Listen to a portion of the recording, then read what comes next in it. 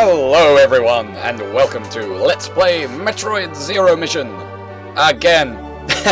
I know I have LP'd this game before, but as I'm sure we all remember, my efforts were... Ow, ow, this thing hurts. I'm gonna die, I'm actually gonna die.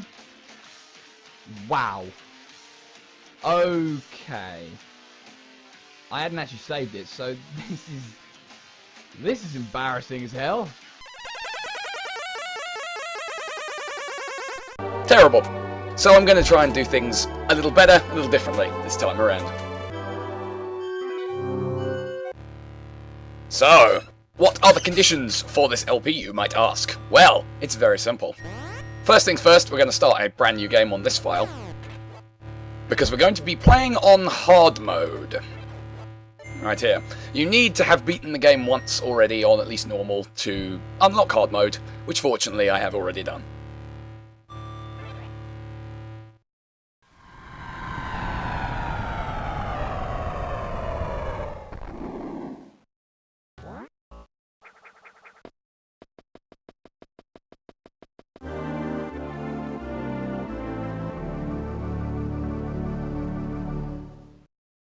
So, as you may already know, Metroid Zero Mission is a remake of the original Metroid, and in true Metroid fashion, your first port of call should be to the left, for the mighty Morph Ball. The Morph Ball, of course, allows you to roll into a ball and traverse narrow passageways, since Samus is completely unable to duck, for reasons unknown.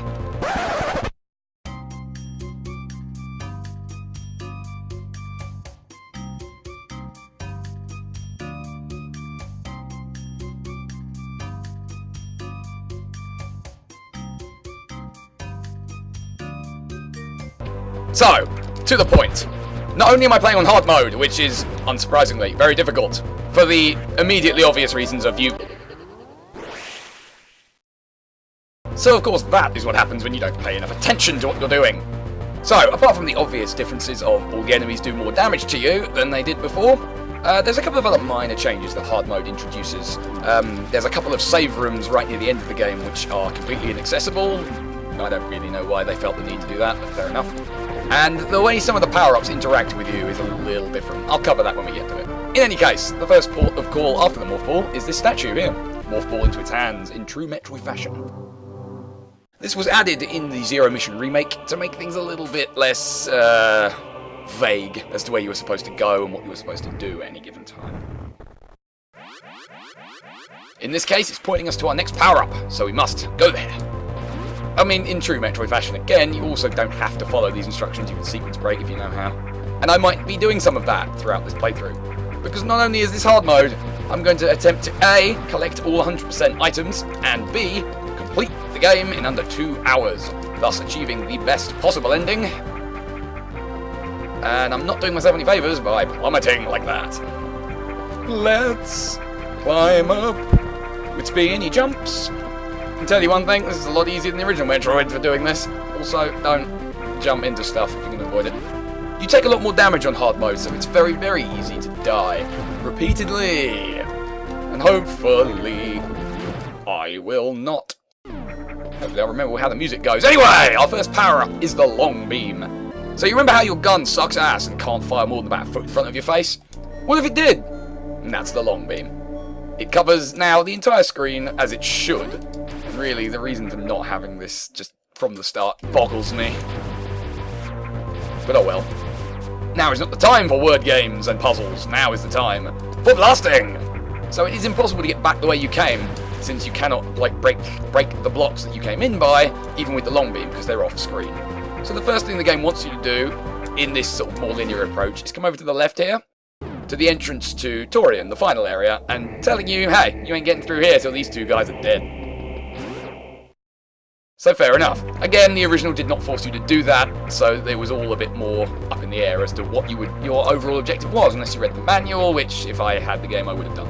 Anyway, your first real challenge, especially on hard mode, comes now in the form of this spawned enemy, who is able to kill you in 2 hits. Fortunately, I was able to defeat him. Because, luckily for everyone involved in this endeavour, I have done some practice runs, so I not only know I'm capable of achieving the goals I've set myself, Hopefully I won't foul it up anywhere near as badly as I did in the original LP. Plus there won't be any music with the worst sound quality known to man, so that's good too. Right, so now we've seen where the bosses lead to, and we've seen where our next objective is. We've also seen this thing punching me in the face with its non-existent arms. That's fine. Now we need to go this way to the second sort of central shaft that Brinstar has, because the map is more or less the same as it was in the original. You can see we've got this one main shaft here, and then we've got another one here which is redder in colour, so a little bit easier to distinguish. The first place you need to go here is right down to the bottom of the shaft, and do be very careful on hard mode in particular. Hitting these things on the way down can do a lot of damage and kill you. And the way I attempt to run the game as fast as possible, I don't save as often as perhaps hard mode would demand you should. So it's entirely possible that I will die and have to do most of the game again. Our next power-up is the classic missile tanks. Normally you would begin with 5 missiles from the first tank. In hard mode you only get 2 per tank instead of 5, which means you have far fewer missiles to work with. And indeed the differences the power-ups have are all in that vein. They give you less than they used to. You can get a sneaky hit in on this little worm boss just right there, but it's a lot quicker in hard mode than normal, so it's easy to waste a missile. And when you only have 2, and he takes 3 to kill, you don't really want to miss. If you do, he ends up appearing later on. As it is, I've killed him, so who gives a flarb? We obtain the charge beam from his corpse. I'm not really sure why, it bears no resemblance to his own abilities, but hey, I guess that's not the case in Zero Mission. It was in Fusion, but not here. Anyway, so now we have the missiles, and we can open red doors in classic Metroid fashion, once again. Now, where have we seen a red door, I wonder? I have a feeling that there was a red door right about, not there, that was an enemy, right about here. This is where we need to go now. Unlike the original Metroid, it only takes a single missile to open a red door, rather than 5, which, if I'm honest, is an absolute massive pain in the arse in that game. I've tried to play the original Metroid, it's too vague and clunky, I think are the words I would pick for it. Vague and clunky. Anyway, let's blast away these things, the nests belonging to these weird flying insects. They are bothersome. Also, this wall is not real. Also, there's another one up here. I choose to use the missile on this one just because it speeds it up a bit. And here we find our first optional missile tank, but certainly not the last. Oh goodness me. I think there are 50 of them in the game, so you end up with 100 missiles by the end. So it's an easy way to tell if you've managed the 100%, is to just count your missiles. Also, if you check the map screen in a file which has subsequently beat the game, has that symbol at the beginning, you will get not only your time currently in the bottom left here, you will also get a checklist of the items in the area you're currently in, and it will tick it when you've got them all. So it's very easy to check at a glance how you're doing on the whole speedrun 100% thing. But as I said, you do have to have beaten the game once first to unlock that, and indeed hard mode. Here's another missile, nice and in the open. Not all of them are going to be like that, believe me. Oh, you already knew that if you knew Metroid. So here's our first energy tank, and just like the missiles, it only gives you 49 energy per tank instead of 99. So compared with normal and easy mode, you actually have half the energy you normally would, and you're taking extra damage. So you can see why hard mode is. Certainly there are a couple of particular spots throughout the playthrough that are going to give me some trouble, and I'll identify them when we get to them, of course.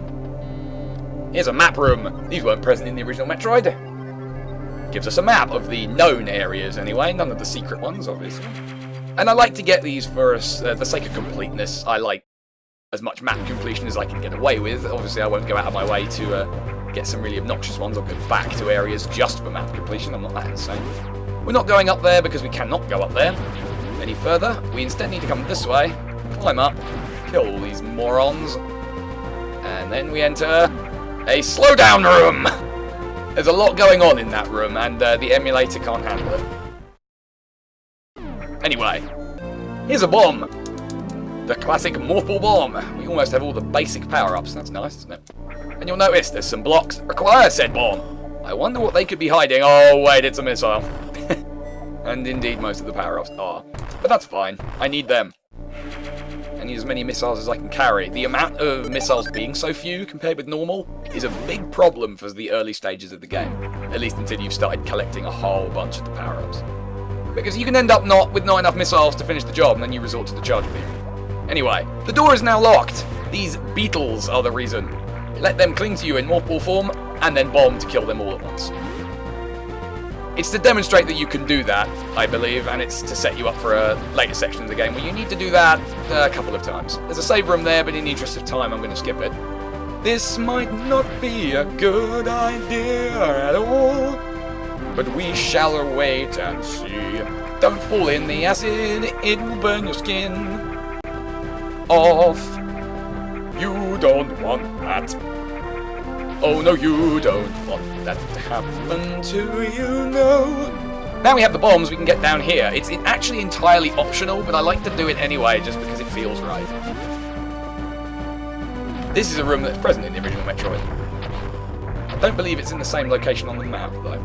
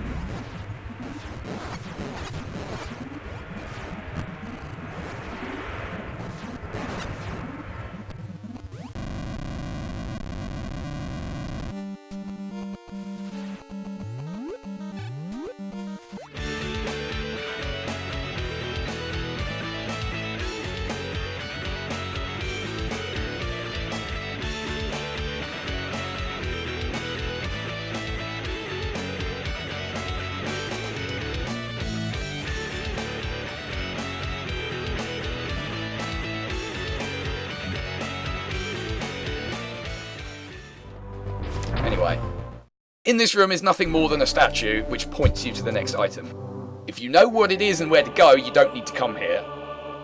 I do it anyway just because I like to get this area sort of off the map so I don't check it later and think, oh, I wonder what was down there.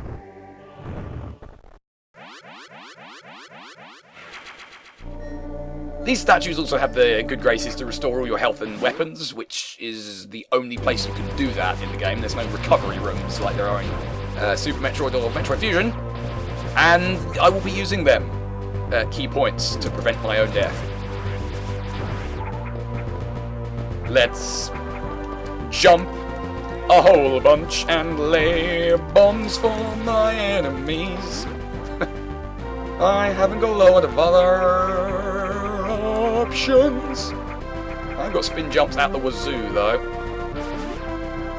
So now we need to bomb here and drop down here. In the previous room, you'll remember all those nests with the insects in. If you do not destroy all of them, including the secret one off to the left, those enemies will be present in this room and absolutely ridiculously obnoxious in getting this power up because they will knock you around like a sack of potatoes. And the way I've demonstrated there is the only way to get it before you have the power grip power up, which I don't get. But it saves some time to get it now because it's relatively easy. The flying insects also disappear from this corridor, you'll notice, which is always a pleasant experience for me. So as the map indicated, we now need to go back down this way. Well, I almost did it. Try and get some health before I cross through. Back the way we came, past where the missile was. Lasting him for some quick health, because I'm not in the healthiest condition I've ever been. Now that we have the bombs, we can get through here. And where will this lead us, dear viewers? You will have to wait and see. Well, you probably already know. I mean, this is Metroid. It's not exactly full of unknowns at this point in history.